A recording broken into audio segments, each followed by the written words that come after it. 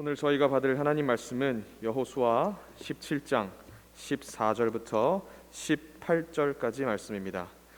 제가 가진 구약 성경 346쪽에 있습니다. 요셉 자손이 여호수아에게 말하여 이르되 여호와께서 지금까지 내게 복을 주심으로 내가 큰 민족이 되었거늘 당신이 나의 기업을 위하여 한 제비 한 분깃으로만 내게 주심은 어찌함이니까 하니 여호수아가 그들에게 이르되 내가 큰 민족이 되므로 에브라임 산지가 내게 너무 좁을진대 브리스 족속과 르바임 족속의 땅 삼림에 올라가서 스스로 개척하라 하니라. 요셉 자손이 이르되 그 산지는 우리에게 넉넉하지도 못하고 골짜기 땅에 거주하는 모든 가나안 족속에게는 벳스안과 그 마을들에 거주하는 자이든지 이스라엘 골짜기에 거주하는 자이든지 다 철병거가 있나이다 하니 여호수아가 다시 요셉 족속 곧 에브라임과 므낫세에게 말하여 이르되 너는 큰 민족이요 큰 권능이 있은즉 한 분깃만 가질 것이 아니라 그 산지도 내 것이 되리니 비록 삼림이라도 내가 개척하라 그 끝까지 내 것이 되리라. 가나안 족속이 비록 철병거를 가졌고 강할지라도 내가 능히 그를 쫓아내리라 하였더라. 이는 살아계신 하나님의 말씀입니다. 아멘. 이 시간 담임 목사님께서 나오셔서 열정을 회복하라 라는 제목으로 말씀 선포해 주시겠습니다. 많은 은혜 있으시길 바랍니다.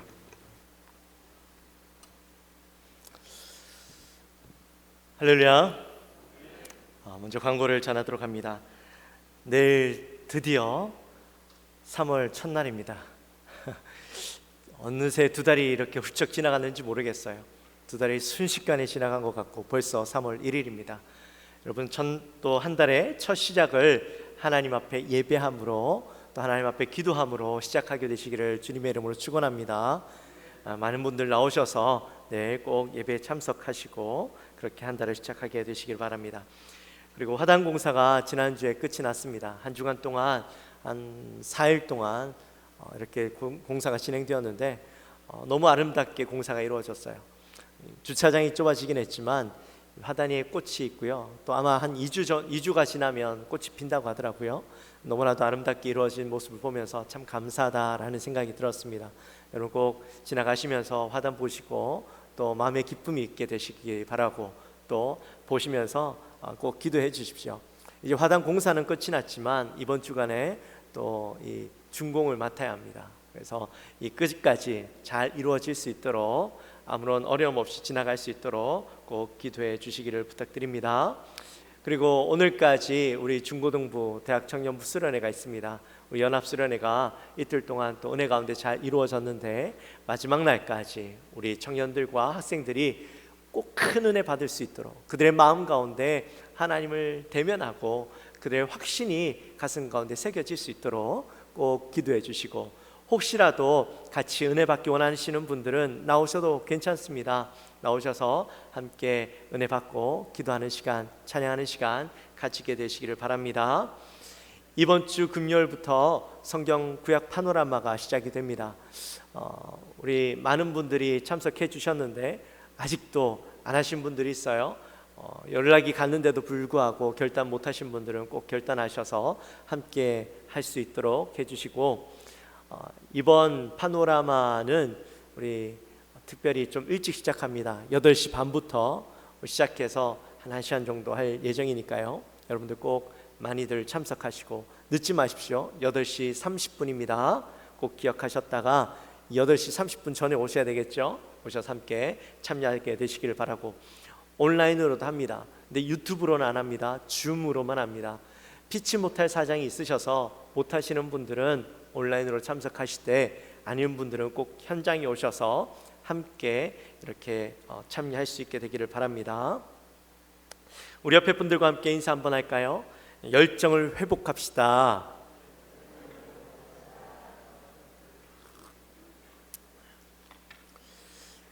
요즘은 인생이 70부터라고 이야기를 하죠.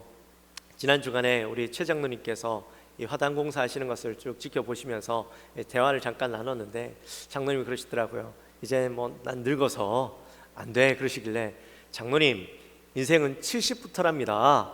아직 장로님은 시작하신 것도 아니에요. 제가 그랬어요. 맞아요. 젊음은 나이가 젊어서 젊은 게 아니라 그 안에 열정이 있고 또 꿈이 있느냐, 꿈이 있고 열정이 있는 사람이 바로 젊은이죠. 여러분 혹시 제갈삼 교수님이라고 들어보셨습니까? 제갈삼 교수님, 올해 만 96세가 되시는 우리 최고령 피아니스트세요.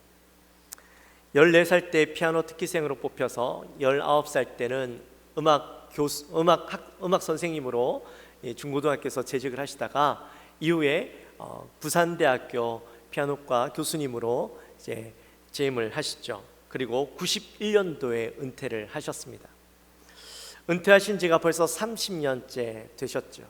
그런데도 불구하고 매일 오후만 되면 피아노 앞에 앉으신답니다. 작년 7월 11일 날 우리 제갈삼 교수님께서 특별한 도전을 하셨는데 최고령 기네스 음악회를 열었던 거예요. 그동안 기네스북에 등재되어 있던 최고령 피아니스트 연주회는 폴란드의 유명한 피아노 연주자인 루빈스타인이 연주회를 열었던 거였어요. 94세 때 자기의 이름을 걸고 연주했던 그 연주회가 이제 최고령 피아니스트 연주회로 등재되어 있었는데 작년에 그 기록을 이 제갈삼 교수님께서 갈아치우셨어요. 지금도 피아노 앞에서 이 연주할 때면 시력이 잘 안 보여서 나이가 많다 보니까 이 시력이 안 좋아지니까 악보를 못 보시는 거예요. 악보는 못 보지만 피아노 앞에 앉으면 손가락은 그 음악들을 기억하고 있는 거죠. 그래서 연주를 시작하면 내가 무언가 하려고 하지 않아도 손이 알아서 움직인다는 거예요. 그 음악과 그 디테일들을 다 기억하면서 연주가 시작되어지는데 제가 유튜브를 통해서 봤는데요, 나이 90세 노인이 치는 연주라고 느껴지지 않을 만큼 섬세하게 연주하시는 것을 보았어요. 근데 이 교수님께서 피아노를 대하는 마음을 잔심이다, 그렇게 말씀하시는 것을 보았습니다. BBC에서 이 교수님을 인터뷰했는데 내가 피아노를 대하는 마음이 잔심이다, 그렇게 말씀하셨어요. 잔심이 뭐냐 보니까 꾸준히 대하는 마음이라는 겁니다. 늘 동일한 마음으로 피아노를 대하신다라는 겁니다. 10대 때도 그렇고 20대 때, 40대 때, 70대 때, 지금 90대가 되었지만 여전히 피아노를 대하는 마음은 동일하다라는 겁니다. 저는 그 교수님의 인터뷰를 보면서요, 참 마음의 감동을 받았어요. 정말 피아노를 사랑하고 연주에 대한 열정이 있기 때문에 지금 90세가 되어서도 이 잔심의 마음으로, 동일한 마음으로 이렇게 연주할 수 있고 피아노를 대할 수 있다는 것이죠. 나이가 들고 몸이 힘들면 우리는 좀 힘들고 좀 어려운 일들은 안 하고 싶은 마음들이 생겨요. 귀찮은 마음들이 생기죠. 그래서 나이가 되면 다 내려놓으려고 해요. 그런데 이 교수님은 90이 넘었는데도 불구하고 과거와 동일한 시간, 동일한 자리에 앉아 있다는 거죠. 전 그 모습이 참 부러웠습니다. 사랑하는 성도 여러분, 여러분들에게도 이 제갈삼 교수님과 같이 여전히 인생 가운데 열정을 가지고 꾸준히 대하고 있는 것들이 있으십니까? 변하지 않고 계속해서 사랑하고 있는 것들이 있으십니까? 너바나라는 락밴드가 있어요. 80년대를 한참 주름잡고 있던 그런 락밴드인데 거기에 프론트맨이었던 커트 코베인이라는 사람이 있습니다. 이 커트 코베인이 이런 말을 했어요. Rather be dead than cool. 열정이 없이 사느니 차라리 죽는 게 낫다, 이런 말을 했습니다. 요한계시록에 보면 요한계시록 3장에 하나님께서 이 열정을 잃어버린 라오디게아 교회를 향해서 이런 말씀을 하시죠. 내가 내 행위를 아노니 내가 차지도 아니하고 뜨겁지도 아니하도다. 내가 차든지 뜨겁든지 하기를 원하노라. 신앙에 있어서, 하나님께 대함을 있어서 이 뜨거운 마음이 우리 안에 있어야 된다라는 거예요. 하나님은 우리를 향해서 이 뜨거운 마음, 하나님을 향한 열정의 마음들을 늘 가질 것을 요구하신다라는 겁니다. 오늘 본문에 보면 한때 이 열정으로 가득했던 한 지파의 이야기가 나옵니다. 바로 요셉의 후손인 에브라임과 므낫세 지파의 이야기죠. 이들이 얼마나 열정으로 가득 차 있는 민족이었냐면 가나안 정복 전쟁을 할 때에 가장 앞장서서 싸움을 했던 사람들이었습니다. 하나님의 이름으로 나아가는 곳에 가장 먼저 나가서 싸웠고 전쟁에서 승리를 경험할 때도 가장 앞서서 그 승리를 경험했던 사람들이었어요. 누구보다도 하나님의 일하심을 가장 앞서서 보았던 사람들이었습니다. 그런데요, 사람들이 이 한번 그 처음에 가졌던 그 열정의 마음들을 꾸준히 가지고 가면 좋을 텐데 환경이 바뀌고 또 상황이 바뀌면 그 마음에 있던 열정들이 변하기 시작하죠.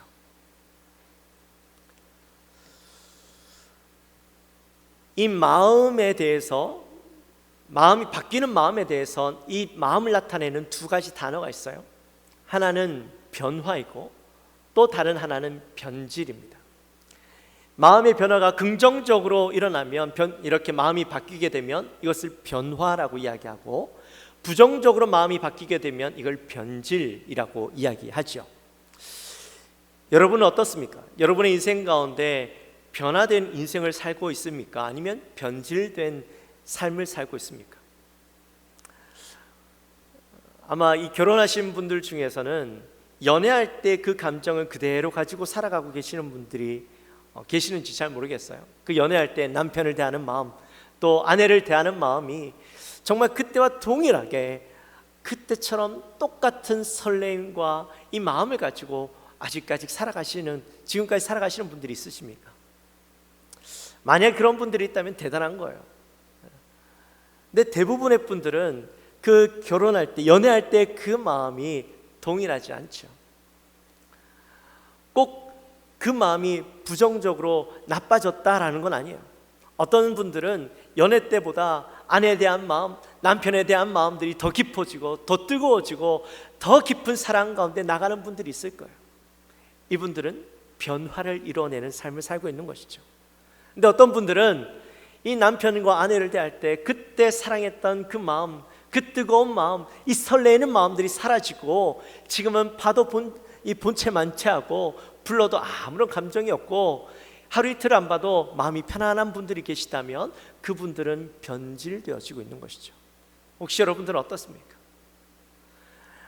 그런 변화된 마음으로 남편과 아내를 대하십니까? 아니면 변질된 마음으로 남편과 아내를 대하십니까? 이것이 다른 곳에도 적용될 수 있겠죠. 우리의 신앙 가운데도 적용되어질 수 있겠죠. 인생에서 열정과 열심이 있던 사람들이요, 대부분 보면 시간이 지날수록 그 마음이 변질되어지는 것을 보게 되어집니다. 요셉의 아들들도 그랬어요. 그들이 가지고 있던 열정과 열심이 이제 어느 정도 정복 전쟁이 끝이 나고 이제 마무리되어 가면서 그들의 마음 가운데 이 변질된 마음이 나타나기 시작하는 거예요. 교만한 마음들이 나타나기 시작합니다. 여호수아 14장에서부터 이제 보면 어느 정도 정복 전쟁이 마무리되어지고 여호수아가 비록 아직 모든 땅을 차지하지 못했지만 여호수아가 이제 가나안 땅에 정착할 수 있도록 그 정복한 땅을 이제 분배하는 그런 모습들이 나타나는데, 먼저는 유다 지파가 그 땅을 분배받게 되죠. 그리고 두 번째로 16장과 17장에 걸쳐서 이제 요셉 지파들에게 이 땅을 나누어 줍니다. 그런데 땅을 분배받는 과정에서 이 요셉 지파들이 불평을 나타내죠. 불만하는 장면들이 나타납니다. 14절 말씀에 보면 여호와께서 지금까지 내게 복을 주심으로 내가 큰 민족이 되었거늘 당신이 나의 기업을 위하여 한 제비 한 분깃으로만 내게 주심이 어찌함이니까, 이렇게 표현하는 것이죠. 이스라엘에는 12지파가 있습니다. 그렇죠? 근데 그 중에 한 지파인 레위 지파는 하나님을 섬기는 지파가 되어집니다. 성전을 섬기고 하나님을 섬기게 되어지면서 자연스럽게 이 분깃을 부여받는 여기에서 제외가 되어지죠. 다른 11지파로부터 이 11조를 거두어 드리고 거기에서부터 얻어지는 수익으로 이 삶을 살아가게 합니다. 그리고 나머지 11지파가 이제 그 땅을 분배받게 되어지는데, 근데 실질적으로는 이 12지파가 그동안 40년의 광야 생활과 이 가나안 전쟁 가운데 싸움을 했었어요. 요셉 지파였던 그 아들들이 므낫세와 에브라임이 각각 한 지파의 몫을 감당하면서 전쟁을 싸웠습니다. 그렇기 때문에 이 기업을 분배받을 때도 다른 지파들처럼 우리도 각각 한 지파로서의 그 땅을 분배받을 권리가 있다라는 겁니다. 땅도 각각 따로 분배받아야 된다라는 것이죠. 그런데 땅을 분배받는데 보니까 요셉 지파 에브라임과 므낫세로서 그 땅을 분배받는 것이 아니라 요셉 지파로서 아버지의 이름으로 그 땅을 분배받는 거예요. 그러니까 그들 마음 가운데 억울한 마음이 드는 거죠. 요수아에게 이렇게 이야기합니다. 우리는 민족 중에서 가장 큰 민족입니다. 그렇게 이야기해요. 이들이 왜 큰 민족인가? 민수기 26장에 보면 이제 가나안 땅에 들어가기 전에 모압 평지에서 이제 인구 조사가 일어나는데, 그 인구 조사에서 그 기록을 보면 므낫세는 52,700명, 에브라임은 32,500명이 이렇게 그 인구라고 나와 있어요. 물론 이것은 전체 숫자가 아니라 장정의 숫자, 전쟁에 나가서 싸울 수 있는 사람들의 숫자이죠. 그런데 다른 지파들과 비교해 보면 므낫세는 6번째, 그리고 에브라임은 11번째로 많은 그런 지파였어요. 그러니까 제일 크다라는 말은 틀린 말이죠.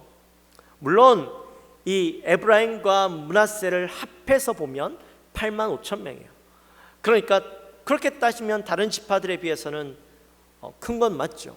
가장 컸던 이 유다 지파가 75,000명 정도 되었으니까요. 그보다도 훨씬 더 많은 인구인 건 맞아요. 그런데 요셉 지파로 보면 가장 많은 거지만 그들이 요구하는 것처럼 우리 각각 따로다 이렇게 이야기하면 절대로 제일 큰 민족이 아닌 거예요. 그런데도 불구하고 우리는 땅이 작아, 우리 땅을 더 줘, 이렇게 요구하고 있는 것이죠. 여러분 혹시 선택적 해석이라는 말 들어보셨습니까? 선택적 해석. 자기의 필요에 의해서 자기에게 유리한 대로 그것을 취사 선택하는 겁니다. 에브라임과 므낫세는 지금 이 땅 분배받는 과정 가운데 이 선택적 해석을 하고 있는 거예요. 둘이 합치면 가장 많은 민족은 맞지만 땅을 분배받을 때는 따로 달라는 거예요. 지금 내가 받은 땅으로는 부족하니까 나에게 더 많은 것을 달라라고 요구하고 있는 것이죠. 여러분, 열정을 잃어버린 사람의 특성이 뭔지 압니까? 그 마음속에 욕심이 가득해집니다. 그리고 자기가 원하는 것을 얻기 위해서 때로는 자기 마음대로 해석하고 요구하게 되어지죠. 아마 이 요셉 지파 사람들 마음 가운데, 에브라임과 므낫세 사람들 마음 가운데 그런 마음이 있었던 것 같아요. 그동안 내가 이 이스라엘 민족을 위해서 얼마나 수고했는데, 비록 우리는 한 지파이지만 두 지파처럼 두 지파의 몫을 감당하고 있었고, 전쟁에서도 가장 앞서서 싸웠고, 우리 민족이 위대한 요셉의 후세들이야. 분명히 다른 민족들과 비교했을 때, 다른 지파들과 비교했을 때 더 많은 축복을 받았고, 다른 지파들보다 더 우월한 유전자를 가진 사람들이야. 그런 자부심을 가지고 살아왔던 것이죠. 분명히 하나님으로부터 다른 지파에 비해서 더 많은 축복을 받았고 더 많은 특혜를 받았던 것도 사실이지만, 이 땅을 분배받을 때만큼이라도 우리는 그 특권을 가지고 땅을 받아야 한다라는 마음들을 가지고 있었던 거예요. 자, 그렇다면 정말 이 므낫세와 에브라임이 더 많이 받아야 함에도 불구하고 마땅히 받아야 할 것을 받지 못했을까요? 차별을 받고 있었던 것일까요? 여호수아가 일부러 요셉 자손들에게 더 땅을 주지 않았던 것일까요? 우리 여호수아서 17장 4절 말씀 같이 한번 읽어보도록 할까요? 여호수아서 17장 4절 말씀 우리 한 목소리로 같이 한번 읽어봅니다. 그들이 제사장 엘르아살과 눈의 아들 여호수아와 지도자들 앞에 나와서 말하기를 여호와께서 모세에게 명령하사 우리 형제 중에서 우리에게 기업을 주라 하셨다 하매 여호와의 명령을 따라 그들에게 그들의 아버지 형제들 중에서 기업을 주므로. 아멘. 자, 이 말씀을 보니까 여호수아가 어떻게 땅을 분배했어요? 자기의 감정을 따라서 더 주고 싶은 사람 많이 주고 적게 주고 싶은 사람 적게 줬어요? 좋아하는 사람 많이 주고 자기가 싫어하는 사람들 적게 줬어요? 아니요. 말씀을 보니까 여호와의 명령을 따라서 내가 기업을 분배했다라고 말씀하고 있죠. 그러니까 이건 감정에 따라서 한 게 아니었어요. 여러분, 여호수아는 에브라임 지파였어요. 자기 민족에게 더 많은 땅을 주고 싶으면 주고 싶었지 주기 싫지는 않았을 거라고요. 또 가나안 땅에 넘어오기 전에 이미 요단 동편에서 땅을 분배해 줬습니다. 므낫세 반지파와 또 나머지 두 지파들에게 땅을 분배해 주었죠. 그때도 많은 땅을 분배받았습니다. 지금도 이 가나안 땅에서 땅을 분배받았을 때 결코 적지 않은 땅을 분배받았어요. 그들이 분배받은 땅은 이 가장 비옥한 중심에 있는 땅을 분배받았습니다. 저기 사진에 나오는 것처럼 므낫세 크게 두 곳에 적혀 있죠. 그리고 바로 그 밑에 보면 에브라임이라고 적혀 있어요. 저렇게 많은 땅, 이스라엘이 분배받았던 전체 땅 가운데서 3분의 1이나 되는 그 땅을 이 므낫세와 에브라임이 분배받았습니다. 그러니까 결코 적은 땅이 아니었어요. 그런데도 불구하고 저들이 뭐라고 요구하고 있다고요? 우리가 작다라는 거예요. 우리 규모에 비해서, 우리 민족에 비해서 너무나도 적은 땅이다. 우리에게 땅을 더 달라라고 요청하고 있는 것이죠. 불평하고 불만하고 있는 겁니다. 그들의 마음 가운데 이 욕심의 마음들이 열정을 잃어버리니까 욕심의 마음들이 그들 안에 가득 차게 되어지는 거예요. 열정과 열심이 변질이 되어서 욕심으로 바뀌게 되어지고 불평, 불만으로 바뀌게 된 겁니다. 도대체 처음에 그렇게 열심을 가지고 전쟁의 선봉장에 섰던 그들의 모습은 어디 가고 왜 이렇게 불평하고 불만하는 사람들로 바뀌게 되었을까?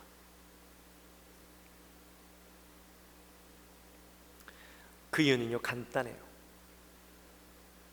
그들이 전쟁 가올 때, 싸울 때는 오직 하나님께만 집중하고 하나님을 향하여서 그 열정들을 불태웠어요. 그렇기 때문에 하나님으로부터 누리는 만족과 기쁨이 있었고 하나님께서 부어주시는 그 승리의 그 기쁨 가운데 날마다 그 힘으로 살아갈 수 있었는데 그것을 잃어버리고 나니까 이제는 하나님께 집중하지 않고 현실에 집중하게 되어지고 땅에 집착하게 되어지고 문제만 바라보게 되어지니까요, 그들의 마음 가운데 불평이 일어나고 욕심이 일어나고 불만으로 가득 차게 되어지는 거예요. 우리 또 16절 말씀 함께 읽어볼까요? 16절 말씀. 요셉 자손이 이르되 그 산지는 우리에게 넉넉하지도 못하고 골짜기 땅에 거주하는 모든 가나안 족속에게는 벳스완과 그 마을들에 거주하는 자이든지 이스라엘 골짜기에 거주하는 자이든지 다 철병거가 있나이다 하니. 아멘. 자, 지금 요셉 지파가 그 땅을 바라볼 때 그들의 눈에 뭐만 보이고 있습니까? 사람이 변질되기 시작하니까요, 그들 눈에는 좋은 건 하나도 안 보여요. 다 안 좋은 조건들, 불가능한 이유들만 보이는 거죠. 처음에 말씀드렸지만 아직 이 땅은 다 정복되지 못한 상황이었어요. 그들이 받은 땅은 전쟁을 통해서 또 차지해야 할 그런 땅들이었습니다. 그들이 받은 땅은 산지였고 또 여전히 가나안 족속들이 살고 있는 땅이었고 그들에게는 최고의 두려움이었던 철병거를 가지고 있는 적들이 철병거를 가지고 있었던 그런 상황이었습니다. 아직 청동 무기를 쓰고 있던 이 이스라엘 족속들에게는 철병거는 그 자체가 굉장한 두려움이었어요. 그래서 그들이 싸울 수 없다, 난 이 싸움 못하겠다, 어렵다 라고 이야기하는 것이죠. 근데 사실 이전에도요, 이스라엘 족속들이 철병거를 상대했었던 적이 있었어요. 언제냐면 애굽에서 출애굽하면 나올 때에 이 바로의 군대가 철병거를 타고 이스라엘 민족들을 따라왔었어요. 그런데 그때 어떻게 했습니까? 이 철병거를 어떻게 따돌렸어요? 홍해에서 그들을 하나님께서 수장시켜 버리죠. 철병거가 무서울 이유가 하나도 없는 거예요. 하나님이 함께 하시니까 아무리 강한 군대가 와도 그들에게는 게임이 안 되는 것을 이미 경험했다라는 거죠. 가나안 정복 전쟁에서 단 한 번이라도 이스라엘 민족이 싸워서 이길 만한 족속들과 민족들과 나라들과 전쟁했던 적이 있었습니까? 아니요. 단 한 번도 그들의 힘으로 싸워서 이길 만한 그런 나라들과 싸웠던 적이 없어요. 그런데도 그들이 승리를 경험할 수 있었던 이유는 뭡니까? 하나님께서 그들과 함께 하심으로 그들에게 승리를 안겨주셨던 것이죠. 그들이 하나님께 집중하고 하나님을 바라보고 하나님을 의지하고 나아갔을 때에 하나님께서 그들에게 승리를 안겨주셨어요.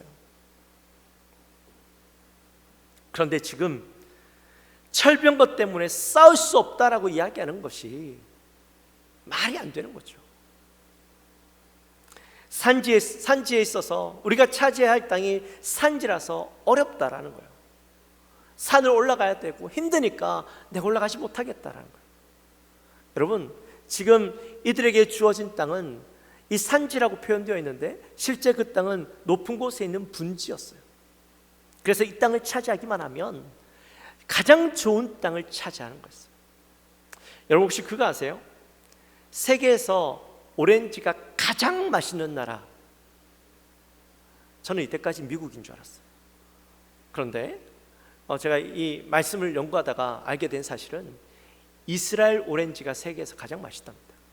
그래서 유럽에서 이스라엘 오렌지를요 다 사간대요. 이스라엘에서 최고의 오렌지를 유럽에서 최고의 오렌지를 이 이스라엘 오렌지로 쳐준답니다. 그만큼 비옥한 땅이라는 거죠. 그들이 힘을 내기만 하면, 가기만 하면 되는데 산지에 있다라는 이유로 나 못 가겠어 하는 거예요. 베스안과 이스라엘 골짜기는요 요새화된 성읍이었습니다. 그들이 가서 까다로운 전쟁을 해야 되는 것이죠. 그런데 그들의 마음 가운데 어떤 마음이냐면 쉽게 얻고 싶은 거예요. 힘든 건 안 하고 싶고 어려운 건 안 하고 싶고 내가 손해보고 싶진 않고 더 많은 것, 더 좋은 것을 거저 얻고 싶은 마음으로 가득 차니까 그 땅을 바라보니 너무 힘든 땅이고 어려운 땅이고 가기 싫은 거예요. 열정을 잃어버리니까 그들의 마음 가운데 이런 게으른 마음들이 그들 가운데 나타났던 겁니다. 사랑하는 성도 여러분, 혹시 우리의 마음 가운데는 이런 마음들이 없을까요?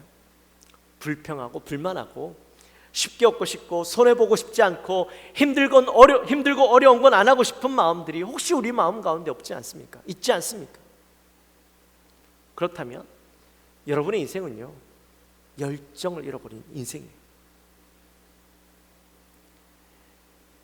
만약에 그런 인생을 살아간다면 여러분의 인생에는 그 어떤 것도 기대할 수 없는 인생이에요.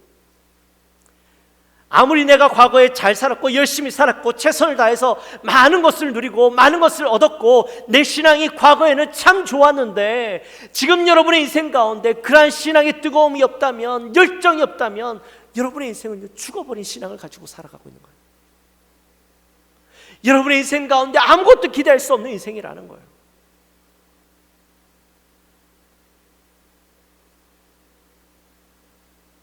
과거가 무슨 소용이 있어요? 지금 여러분에게서 생명력을 느낄 수 없는데 그게 무슨 소용이 있냐니까요.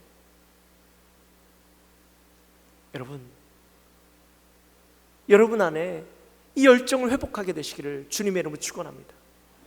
생명력을 잃어버린 인생 가운데는요, 불평불만만 가득하대요. 쉽게 얻고 그냥 쉽게 살아가고 싶은 인생밖에 안 된다라는 거죠.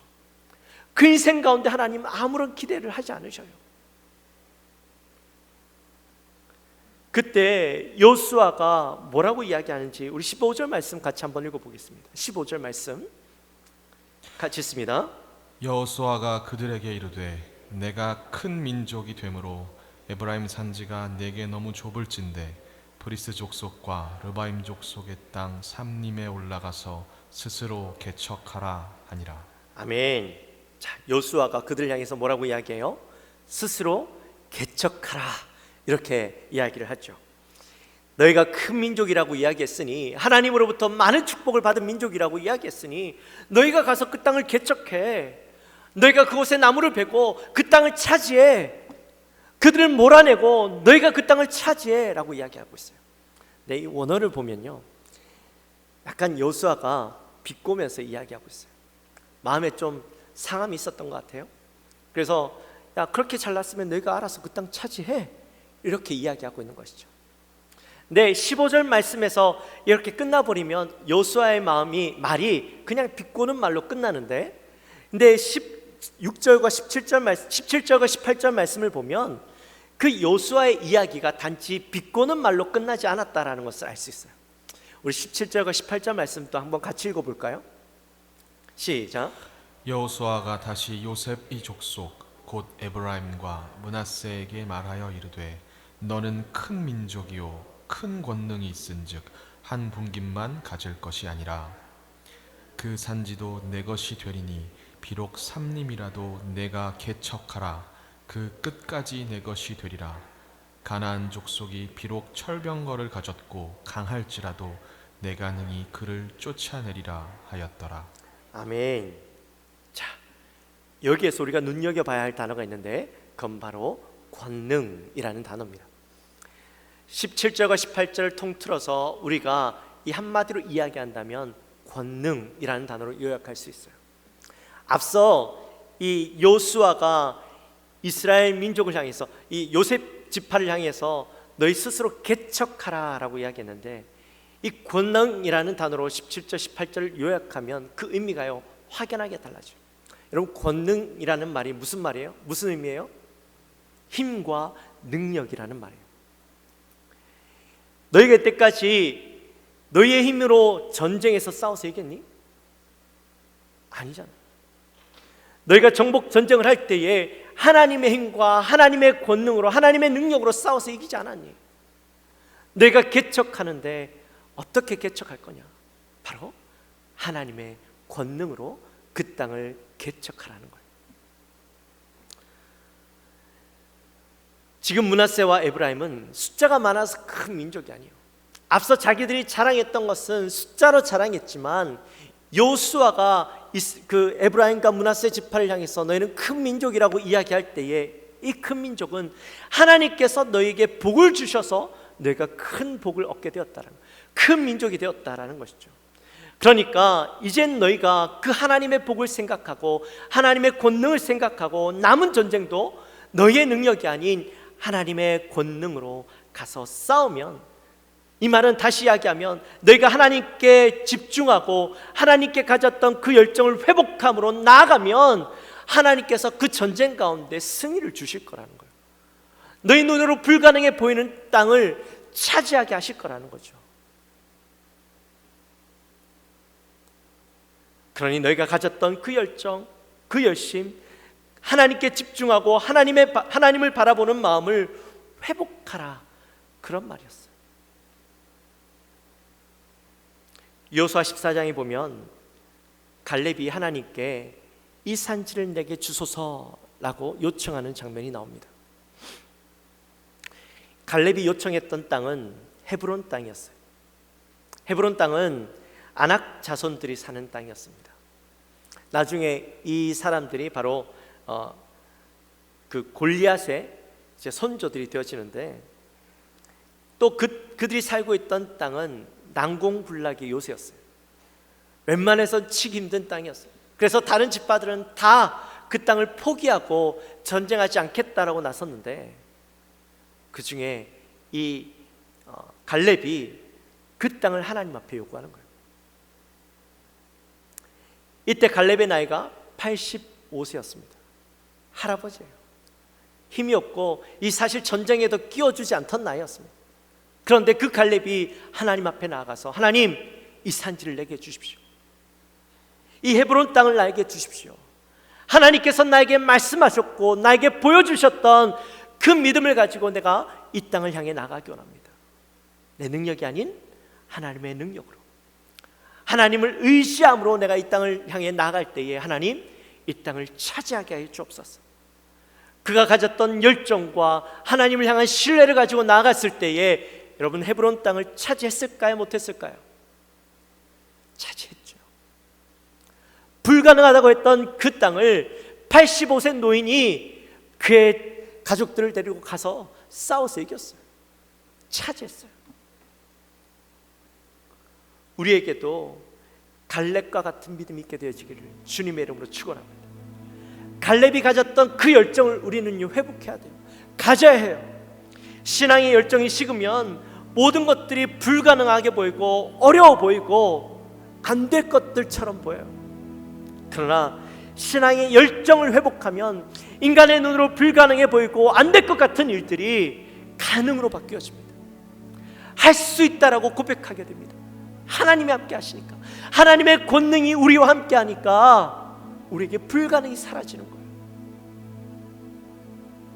사랑하는 영광교회 성도 여러분, 여러분에게 그 놀라운 하나님을 집중하고 하나님께 집중하고 하나님께 열정으로 가득한 인생으로 회복되어지시기를 주님의 이름으로 축원합니다. 그 인생을 살아감으로 하나님께서 여러분의 삶 가운데 불가능이 가능으로 바뀌는 것들을 날마다 경험하며 살아있는 믿음의 삶들을 살아가시고, 날마다 여러분의 삶 가운데 천국을 경험하는 하나님의 임재가 가득하고 하나님의 이끄심으로 가득한 인생들이 되어지시기를 주님의 이름으로 축원합니다. 우리 시간에 함께 찬양했으면 좋겠습니다. 우리 찬양할 때 이 산지를 주소서, 갈렙의 고백처럼 여호수아가 이스라엘 그 요셉 지파들 향하여서, 에브라임과 므낫세 지파를 향하여서 외쳤던 그 소리가 나를 향한 외침으로 우리 함께 고백하며 나갑시다.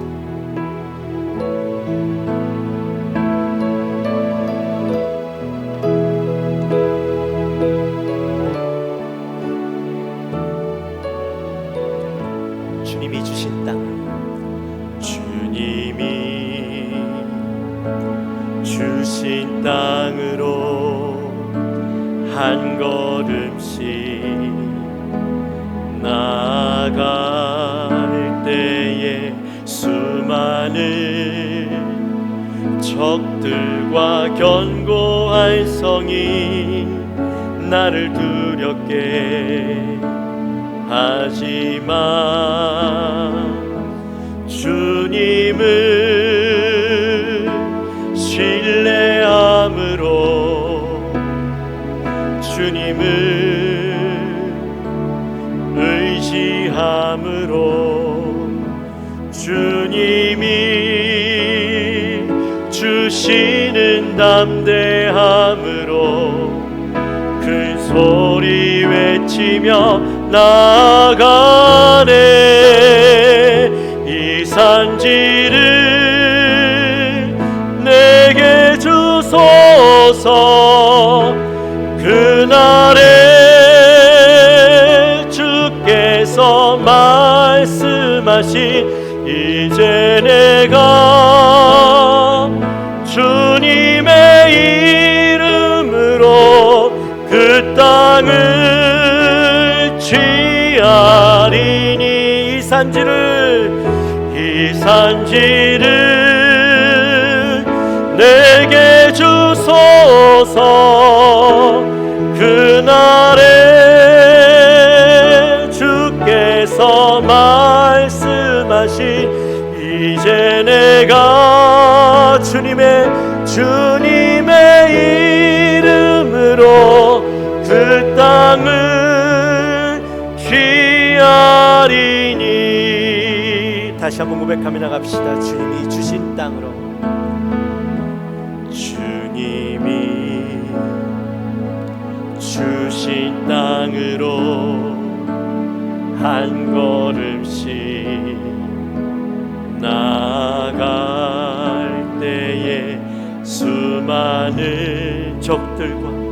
적들과 견고한 성이 나를 두렵게 하지만 주님을 신뢰함으로 주님을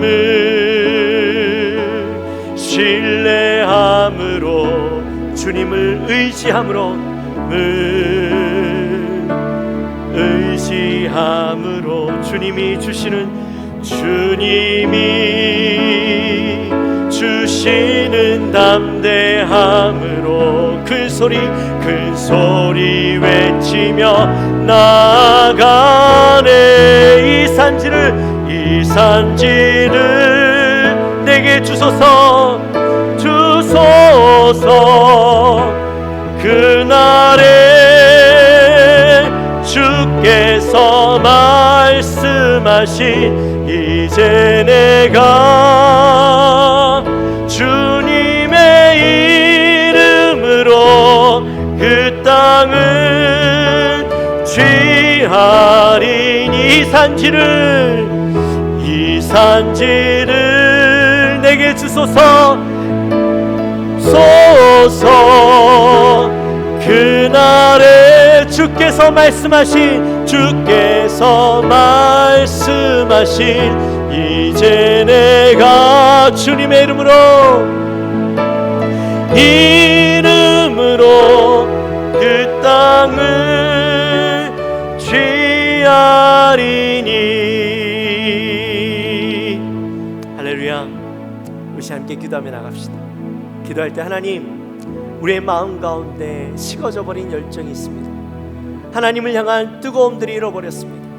하나님, 그 마음 가운데 하나님을 향한 열정을 잃어버리니 우리의 마음 가운데 욕심과 불평과 불만과 하나님 쉽게 거저 얻고 싶은 마음들, 편하게 살고 싶은 마음들, 하나님 그런 마음들 우리 안에 가득 차는 것을 봅니다. 하나님, 이제 우리의 마음 가운데 다시 한번 회복이 일어나고 우리의 마음 가운데 주님을 향한 열정으로 다시 회복되어지며 하나님 생명력 있는 우리의 삶으로 바뀌어지기 원합니다. 하나님, 우리를 주장하여 주옵소서. 우리 마음을 가지고 간절히 하나님 앞에 기도하며 나갑니다. 하나님 아버지 감사합니다. 하나님, 오늘 우리 또 여호수아 17장 말씀을 통하여서 열정을 잃어버린 이스라엘 지파 가운데 하나님 요셉 지파, 므낫세와 에브라임 지파의 모습을 보았습니다. 하나님, 그들 모습을 바라볼 때에 참 너무나도 안타깝고 부끄러운 모습입니다. 하나님, 그들 안에 욕심과 불만과 불평으로 하나님 정말 쉽게 거저 얻고 싶은 마음들로 하나님 너무나 변질된 모습이 저들 가운데 나타날 때에 하나님, 여호수아가 그들을 향하여서 스스로 개척해라, 하나님의 권능을 의지함으로 다시 한번 회복해라 외치는 소리를 들었습니다. 하나님, 이 외침이 우리를 향한 외침인 줄 압니다. 하나님, 우리 안에 다시 한번 주님을 향한 열정과 뜨거움으로 회복하게 하시고 하나님의 살아계심을 우리의 삶 가운데 날마다 경험하며 하나님의 일하심을 날마다 경험하며 우리 안에 하나님의 그 뜨거운 사랑으로 하나님 우리가 살아보 회복되어지는 것들을 경험하게 하여 주옵소서. 하나님 아버지 감사합니다. 오늘 또 우리의 모습 속에 그 뜨거웠던 마음들이 변질되어지고 하나님 열정이 식어져 있는 우리의 모습이 아닌지 말씀을 통하여 하나님 깨닫습니다. 하나님, 우리의 모습 속에 혹시라도 변질되어지고 열정이 식어버리고 우리가 하나님 앞에서 욕심으로 가득 차고 하나님 불평 불만으로 가득 차고 쉽게 거저 얻으려고 하는 마음들로 가득 차 있었다면 이 시간 우리를 불쌍히 여기시고 우리의 마음 가운데 하나님을 향한 열정을 회복하고 다시 한번 그 땅을 개척하며 하나님 앞에 하나님의 열정을, 하나님의 권능을 회복함으로 하나님 우리가 주의를 감당할 수 있도록 다시 한번 생명력 있는 삶을 살아갈 수 있도록 저들을 붙잡아 주옵소서. 감사합니다. 예수님의 이름으로 기도합니다.